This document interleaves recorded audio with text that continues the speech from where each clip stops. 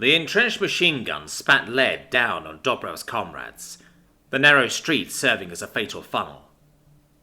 The Grovak had been assaulting the human-held city for weeks now, and the resistance they faced was intense. The humans fought for their city with tooth and claw. Dobrow's current situation was an example of that. "By the Divine!" The foot soldier cried out as machine gun fire stitched the ground behind him, and he took cover behind an overturned APC. The other foot soldiers continued to fire potshots at the fortified balcony, giving him cover. Dobrow could swear he saw a few tracers slam into the small cubbyhole around the machine gun's muzzle flash. But the heavy ballistic rounds kept coming. It was terrifying.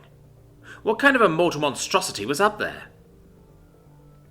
Dobrow heard a lull in the human machine guns firing, and darted out from behind the overturned APC, and darted for a row of blasted concrete barricades. No machine gun fire followed him this time, and he breathed a sigh of relief when it started again, plumes of dust rising where the rounds impacted the other foot soldier's cover. Taking the initiative, Dobrow ran out from behind cover and booked it for the doors beneath the balcony, bursting through by using his shoulder as a battering ram. Locating the stairwell, he cautiously made his way upwards, noting the empty casings and magazines that littered the steps. Raising his Gauss rifle, Dobrow stepped onto the second-floor landing and nudged the ajar door open. The hallway was empty, pristine, but the smell of blood and sulfur hung in the air. The racket of the machine gun loud, even through Dobrow's headset, as he crept towards the open door. Taking a deep breath, Dobrow swung into the doorway and froze. The human knelt in a pool of their own blood, throat torn open by a gore slug, but they still moved. The machine gun ran dry, and the lifeless soldier reached for an empty belt box, groping blindly for a moment before they stopped. Looked at their hand, and slowly keeled over to the side with an eerie silence. Dobrow cautiously moved forward, switching to thermals and scanning the body. He felt his heartbeat quicken as his display informed him the body was almost room temperature.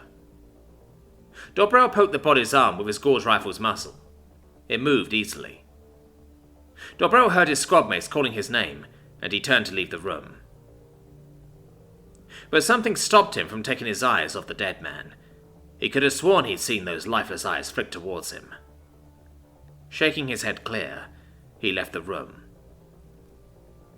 Throughout his deployment, Dobrow witnessed these strange events almost weekly. A foot soldier would nail a human in the head with a gore slug and storm their position, only to round the corner and be staring down the barrel of their human's rifle. Room temperature corpses would seemingly only relax their grip on prime grenades when his men passed them. These events had Dobrow constantly on edge, double and triple taking at human corpses when he thought he saw their eyes move or their fingers twitch. When they were finally able to take a human warrior alive, Dobrow had to know if the humans had some secret drug that allowed them to fight from beyond the veil, even if it killed him.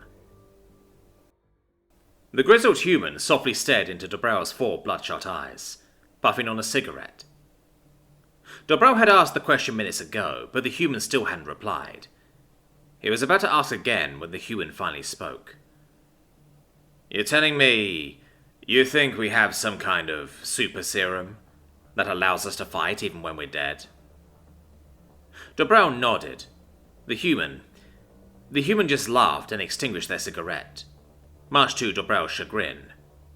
But the human continued talking, leaving Dobrow hanging off every word. "No. There's no serum or drug or anything like that. No. It's far worse. You see, your people attacked a city with a mostly civilian population, so you're not just fighting humans here."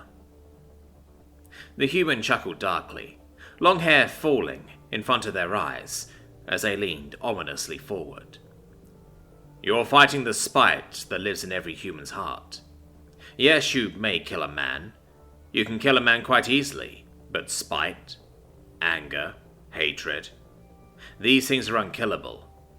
You may kill their host, drain it of its lifeblood, and leave it to cool on the pavement, but you can't kill spite with bullets. You can't murder anger with a knife, And you most certainly can't burn away the hatred, no matter how intense of a fire you use. Because... The human leaned across the table and grabbed Dobrell by the shirt, about to scream something in his face. But Dobrell, already jumpy, drew his blaster pistol and fired a bolt for the human's chin, sending them reeling back as he stood and pressed himself flat against the wall. But the corpse wasn't done speaking yet, as blood poured from its mouth, its voice ghastly and gargling. Even in death, we still serve. Dobrell watched, horrified, as a silvery ring fell out of the human's hand. He suddenly looked down at the red, blinking indicator on the death spear attached to his utility webbing. The door whooshed open as Dobrell's security detail burst into the room. No, was all he could whimper, before his world turned white.